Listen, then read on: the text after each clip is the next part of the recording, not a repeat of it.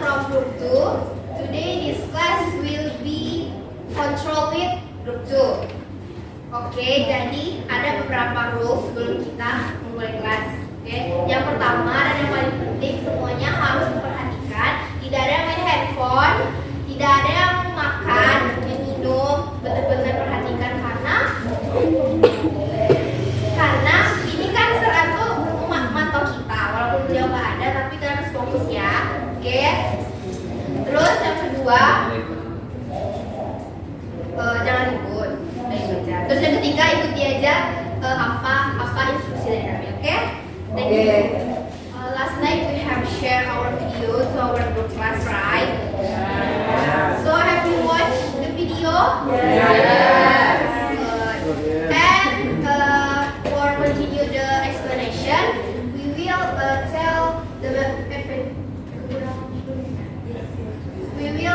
explain the advantage and disadvantage of social constructivism. Oke, silakan yang mau menjelaskan kelebihannya terlebih dahulu.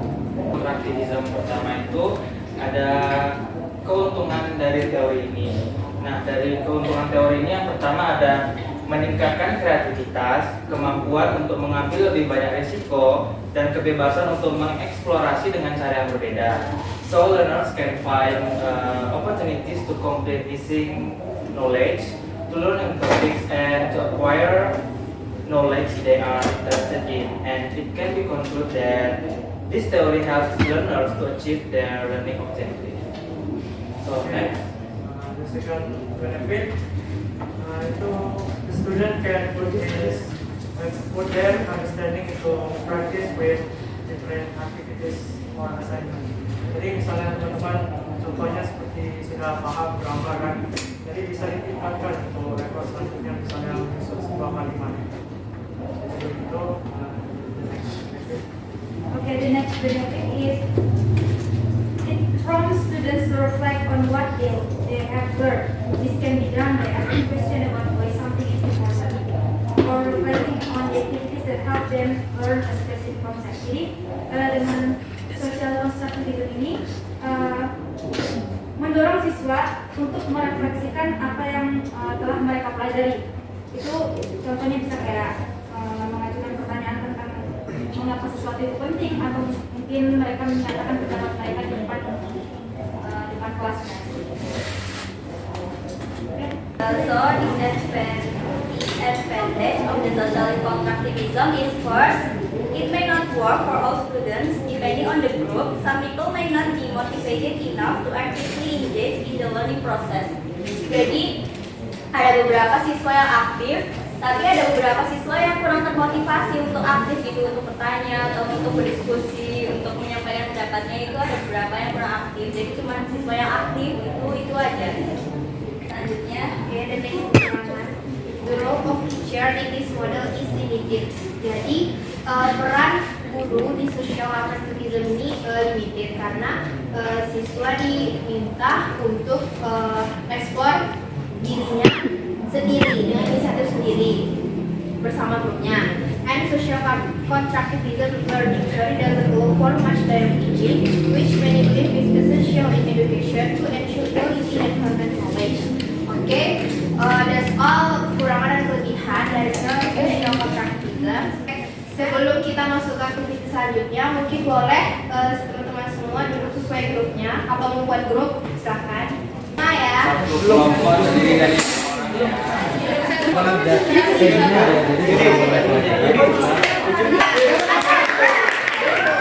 Dan penjelasan kekurangan dan kelebihan yang udah kami jelasin barusan. Apa ada yang ingin bertanya? Any question? Jadi sesi pertanyaan ini dibatas sebanyak 5 pertanyaan. 5 orang.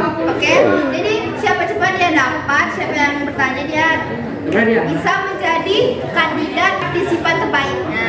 Oke? Oke, any question? Lagi untuk kelompok diskusi kelas ya. Jadi pertanyaan pertama, pertanyaan dari student yaitu spread of constructivism and social constructivism will be answered by Sri Jonathan. Okay, I will answer the question from Zidan. apakah yang membedakan kontraktivism dan social kontraktivism. Jadi kontraktivism itu dua teori pembelajaran yang berbeda dalam pendekatan mereka terhadap konsep pembelajaran. Dari bagaimana cara mendapat ilmunya. Kalau yang kontraktivism ini secara individu, sedangkan yang sosial kontraktivism secara sosial dulu. Baik, terima kasih. I will answer a question by Lutfi. The question is faktor eksternal apa yang mempengaruhi social contractivism? Okay.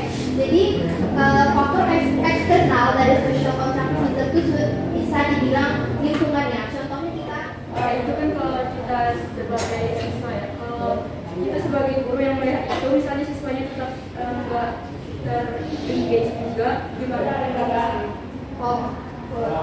Untuk guru kan sebagai fasilitator. Nah, gimana cara kita sebagai guru itu siswanya itu tersebut aktif.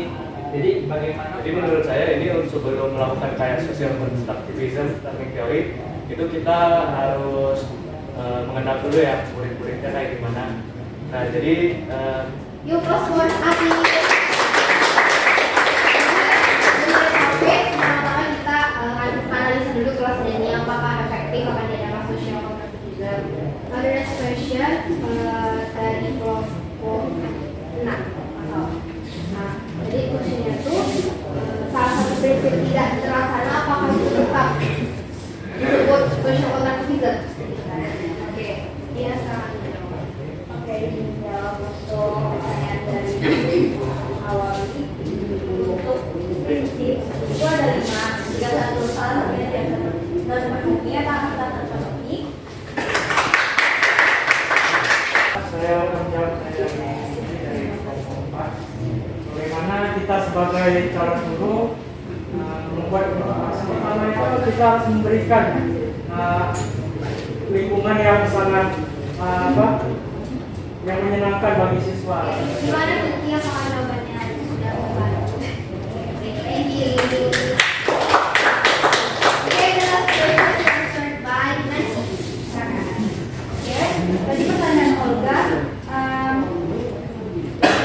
social contractivism ini lebih efisien diterapkan di tingkatan mana? Bisa tergantung fasilitatornya, jadi tergantung gurunya aja juga. Terima kasih. Jadi selanjutnya kami bakal kasih kuis sama kalian semua. Jadi kuisnya ini dikerjakan dalam kelompok. Jadi ini emang dibutuhkan diskusi kelompok. Jadi nanti kuisnya ini silakan diskusi. Okay, so we are going to do practice or quiz. Jadi quiz ini di apa? Berkolaborasi kita mengerjakan soal ini dengan quiz. Nah, cuman kalian nggak perlu HP. Jadi nanti lewat kertas ini nanti akan dibagikan masing-masing kertasnya. Nah, nanti kami akan menjelaskan cara untuk menjawabnya. Nah, jadi sebelumnya udah paham semua kan tentang social contractivism itu apa? Oke, sekarang kita masuk ke sesi kuis ya. Jadi kami mau membagiin kertasnya terlebih dahulu. Namun kertasnya jangan sampai basah ya. Karena kalau bahasa kenapa dia? Kalau basah nanti nggak terdeteksi jawabannya. Nanti ini kertasnya di scan, oke? Satu di mana? Satu. Dua. Kertas jangan dicoret ya. Harus gini, nggak boleh gini. Nggak boleh gini atau gini mereng atau apa, pokoknya tegak lurus. Baik. Paham? Oke, are you excited? Yes! Kita cek sama satu.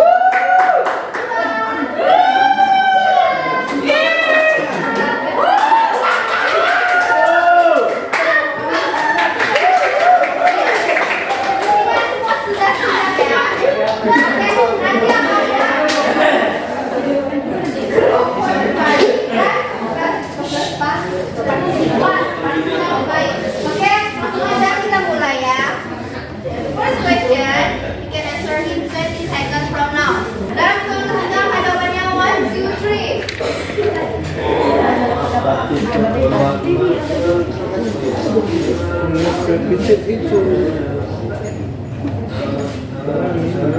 Awas nanti. Salah versi.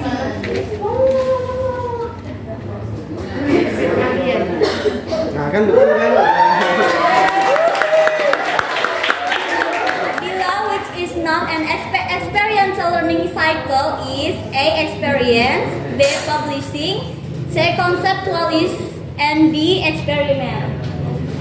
20 seconds from now. Not an experiential learning. You have 20 seconds to answer. No.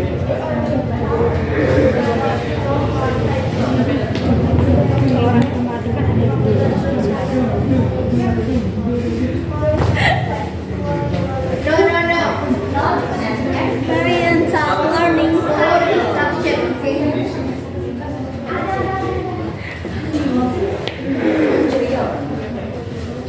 Okay. What's up? Okay. Time is up. Show your answer. 1, 2, 3.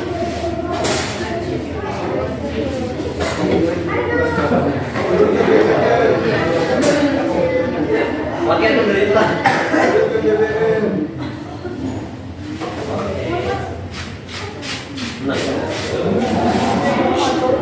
The answer is. Okay, the answer is.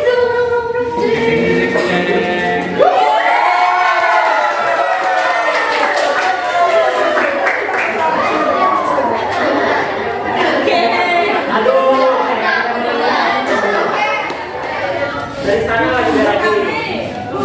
Manteng merah.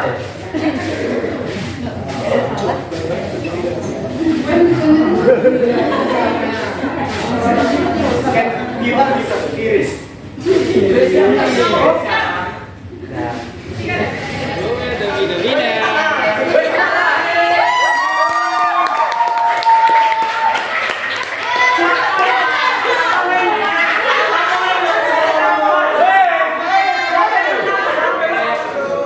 So the winner of this quiz is Group 1, Alin, Karisma, Clarence, Salma, and Raihan Aulia. Congratulations. Ya, bisa dilihat kayak lumayan seru gitu kan, social constructivism gitu, kayak membangun relasi antara sama mahasiswa gitu. Udah nonton video kan, udah dengar penjelasan di sini, udah memberi pertanyaan bagi yang belum paham, udah mengerjakan kuisis bersama grupnya. Nah sekarang dari semua aktivitas kita yang tadi, siapa yang bisa satu orang mewakili kelompoknya untuk menyimpulkan tentang social constructivism? Raise your hand dan ini akan menjadi kandidat salah satu. Oke, silahkan. Oke, jadi siapa yang bisa menyimpulkan kegiatan kita pada hari ini? Raise your hand. Aku tipis-tipis saja. Oke, yang paling jauh dulu. Hafiz. Silahkan Hafiz. Saya Hafiz Sabar dari grup 2. Untuk kesimpulan hari ini, pertama yang awal itu ada social constructivism dalam teori, yaitu advantage sama disadvantage-nya. Nah, advantage-nya itu kita dapat bisa lebih kreatif dan mengeksplorasi knowledge yang ada yang kita kurang untuk mendapatkan knowledge baru. Lalu juga ada kita dari advantage yang satu lagi itu dari understanding itu bisa menambah dari understanding dilanjutkan untuk activity. Nah, dan berikutnya dari social constructivism kita dapat merefleksi apa yang sudah kita pelajari. Thank you Hafiz. Oke, the next one. Ada yang bisa menambahkan lagi? Ada lagi yang mau menambahkan? Terima kasih atas kesimpulan yang telah diberikan oleh Hafiz. Jadi yang dijelaskan oleh Hafiz itu benar ya teman-teman. Yang apa yang kita pelajari tentang social constructivism, tentang hal-hal penting dalam social constructivism. Oke, selanjutnya kami juga akan memberikan conclusion dari kegiatan kita pada hari ini. Social konstruktivis itu mengajarkan kita bahwa semua pengetahuan berkembang sebagai hasil dari interaksi kita dan penggunaan bahasa kita. Dan karena itu merupakan pengalaman bersama kita karena berinteraksi tadi. Bukan sekedar pengalaman individu, Selain itu juga pengetahuan bukanlah hasil dari sekedar mengamati, melainkan hasil dari banyaknya proses dan interaksi sosial yang kita jalani, kita perbuat. Oke. Sebelum kita mau ke announce siapa yang menjadi best participan in this class, kita cek dulu suaranya ya.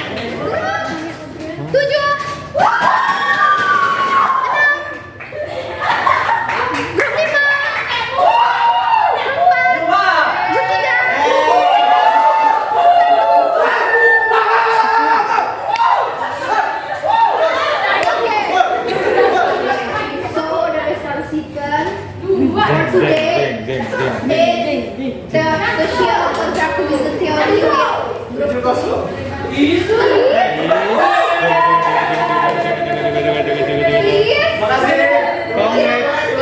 siapa? Congratulations to Hafiska.